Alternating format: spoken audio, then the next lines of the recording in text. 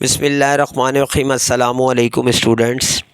अच्छा भाई, ये इंग्लिश का पेपर है क्लास 9 का, और ये आपको पता है 100 मार्क्स का होता है पेपर। तो इसमें जो सेक्शन बी है ये 40 मार्क्स का है, और इसमें 2 क्वेश्चन से स्टार्ट है। मेरे ख्याल में 5 क्वेश्चन हैं, 4 क्वेश्चन है टोटल। ग्रामर वर्क इसी में है सारा। मैं आंसर्स तो मैंने लिख दिए हैं।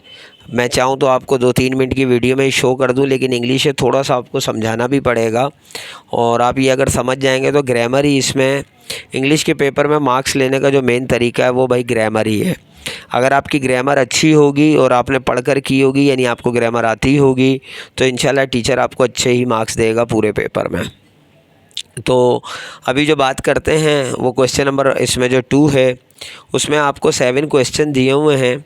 आपको 5 के जवाब देने हैं जो 10 मार्क्स का है, यानी 5 क्वेश्चन के आंसर 10 मार्क्स के हैं। अब इसमें जैसे क्वेश्चन नंबर 1 है, why is Shah Abdul Latif called the saint of Bhit. तो ये सब इस तरह के सवालात के 2-2 मार्क्स हैं। तो मैंने जवाब लिख दिए, आप सबके पास भी ये जवाबात मौजूद होंगे, लेकिन आपकी आसानी के लिए यहाँ मैंने दे दिए ताकि आप लोग इसको कर लें। तो क्वेश्चन नंबर 1 का जो आंसर है उसकी तरफ चलते हैं। तो in 1972 Shah Latif left his home and went to live on a mount some distance from his village. A mound of sand is called Bhit in Sindh. He came to be known as a saint of Bhit. Next question है, why did Jamil want to be and why was he upset. ठीक है, वो क्या बनना चाहता था और क्यों परेशान था। Jamil was upset because he wanted to be a doctor and there was no college in his village और surrounding village and he was worried about continuing his studies. Third है, what is the main theme of the poem a child's invocation. Answer है, God created this universe in a very ordinary way after a good ideal of thinking. All big or small, rich or poor have a distinct quality and definite place. None is superior or inferior. None should be considered as weak or useless. Question number 4 है, why did Quaid-e-Azam leave the Congress? Because as an outstanding political leader, he was realized very soon that the Indian National Congress was leading the Hindu of the subcontinent towards Hindu-Muslim polarization. This would result in political and economic victimization of the Muslim in the region. Therefore, he decided to leave the Congress and join the Muslim League. Question number 5 है, do you think we should build more barrages in our country? Support your answer by providing 2 reasons. Barrages are very useful to capture and retain rainy water for later use and prevent from flooding. We need more barrages to overcome the water shortage by building barrages to hold on or retain the water in monsoon or rainy season. Floods can be avoided. Retained water can be used throughout the year for growing food. By doing so, we will take the country toward development. I think we should build more barrages. अब इसमें 2 reason भी दे दिए हैं भाई कि पानी भी जमा किया जा सकता है और अपने आप को सैलाबों से बचाया भी जा सकता है। Question number 6 है, how is the immune system affected through dengue? Once the dengue virus enters the body, it circulates around the body, attacking white blood cell and other antibodies, thus affecting the immune system. Question number 7 है, who was the miller? What was he singing about? A miller is a person who runs a mill. He was singing about his simple and contented life. He is saying that neither he nor anyone was jealous of him. Question number 3 है, do as directed as instructed in the brackets. अब आपको जो है ये 1 2 3 करके question कुछ दिए हुए हैं और कहा जा रहा है जो ब्रैकेट में आपसे कहा गया आप वैसा करें। जैसे फर्स्ट है, use preposition. He requested his friend to shut the door. ये मैंने ब्रैकेट में इसको सॉल्व कर दिया है। सेकेंड है, you must take care of your luggage. ठीक हो गया। फिर आर्टिकल्स है, use article. This is the fastest. देखें, जब भी सुपरलेटिव डिग्री आती है, मैं पहले बता चुका हूँ, उसमें आर्टिकल द ही आता है, तो ये आपको इसी तरह का देंगे। This is the fastest car of the world. I want Apple. अब मैंने पहले बताया था एप्पल जिसमें अलिफ की आवाज़ आ रही हो और वॉवेल हो तो और डबल गुड है, नहीं भी हो तो अलिफ की आवाज़ आ रही हो तो वहाँ पे एन लगता है। तो I want an apple for breakfast. Third है, चेंज द वॉइस। अब हमें एक्टिव पैसिव की बात हो रही है। You are playing cricket. Cricket is being played by you. यानी आपको पता है कि इसमें सेंटेंस जो ऑब्जेक्ट होता है वो सब्जेक्ट बन जाता है और टेंस जो है नेक्स्ट टेंस में चेंज हो जाता है। ये भी मैं आप लोगों को ग्रामर में समझा चुका हूँ। नेक्स्ट है, the carpenter makes a beautiful dressing table. A beautiful dressing table is made by the carpenter. Will he convey my important message to his friend. Will my important message be conveyed to his friend by him. ठीक है, next आपने मतलब उसको tense में change करना है। अच्छा, ये याद रखिएगा, वॉइस में हमेशा थर्ड फॉर्म लगती है ये सब, और ऑब्जेक्ट सब्जेक्ट और सब्जेक्ट ऑब्जेक्ट बन जाता है। चेंज द नरेशन, यानी direct indirect. She says to them why are you making a noise. She asked them why they are making a noise. के पहला जो है वो मतलब इसमें प्रेजेंट में है, तो नेक्स्ट वाला जो है रिपोर्टेड स्पीच भी चेंज नहीं होती, उसका ग्रामर चेंज नहीं होता, क्योंकि फर्स्ट जो है वो आपको पता है सिंपल प्रेजेंट में दिया हुआ है। He said fish cannot live without water. He said that fish cannot live without water. अब यहाँ पे भी यही बात आ रही है, ये यूनिवर्सल ट्रूथ है, पानी के बगैर मछली पानी के बगैर नहीं रह सकती, तो ये सच्चाई है। जब सच्चाई बयान की जाए तो उसमें भी ग्रामर चेंज नहीं होती, टेंस चेंज नहीं होता, बहुत ईजी ग्रामर दी है आपको। See है, they exclaimed that those mangoes were very sweet.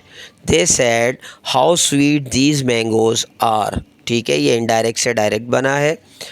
D है, we said to him did you find any stranger here in this compound. We asked to him whether he was found any stranger there in that compound. Next one है formation of sentences. Change the following sentences as suggested in the bracket. अब आपको bracket में जो suggest किया गया आपने वैसा ये चेंज कर देना है। जैसे था डज असलम रन फास्ट, इसको चेंज करना है असर्टिव सादा जुमले में, असलम रन्स फास्ट।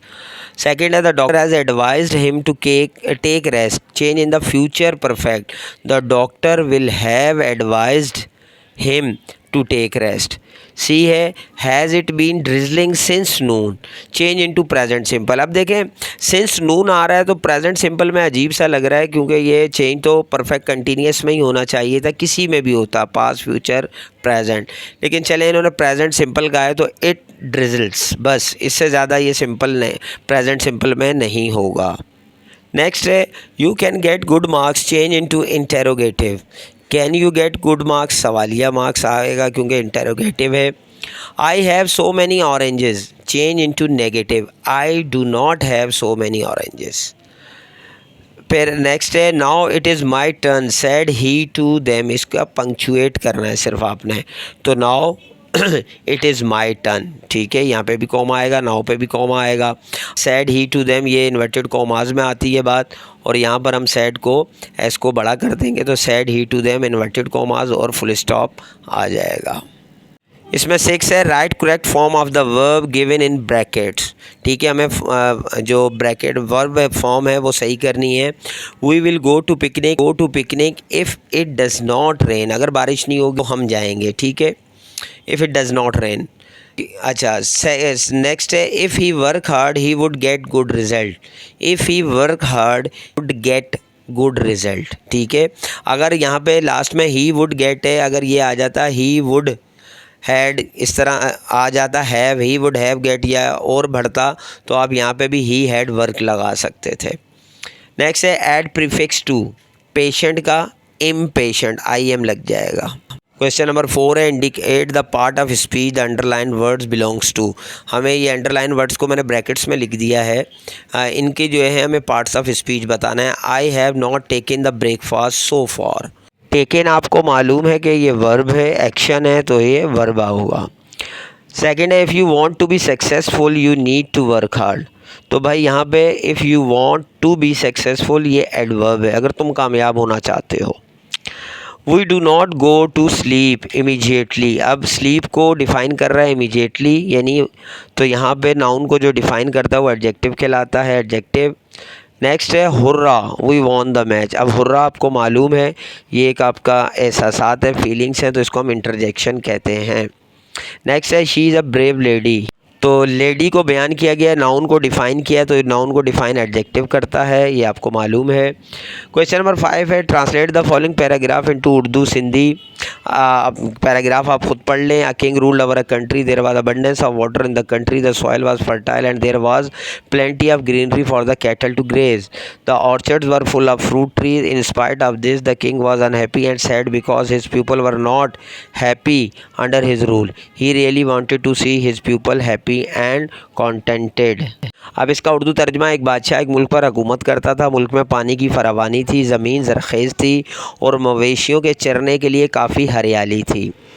बागात फलदार दरख्तों से भरे हुए थे। इसके बावजूद बादशाह नाखुश और गमगीन था क्योंकि इसकी हुकूमत में इसके लोग खुश नहीं थे। वो वाकई अपने लोगों को खुश और मुतमईन देखना चाहता था। तो भाई ये आपका सेक्शन बी में ये कंप्लीट हो गया और मैंने पूरी कोशिश की आपको अच्छी तरह से एक्सप्लेन करूं और आई होप कि आपको समझ में आया होगा। फिर भी अगर कोई चीज़ समझ में ना आई हो, कुछ डाउट हो, कुछ मिसिंग हो, कुछ मिस्टेक हो तो ज़रूर कमेंट्स में रब्ता कीजिएगा। इंशाल्लाह नेक्स्ट वीडियो में मिलते हैं। जब तक के लिए इजाज़त दीजिए। अल्लाह हाफ़िज़।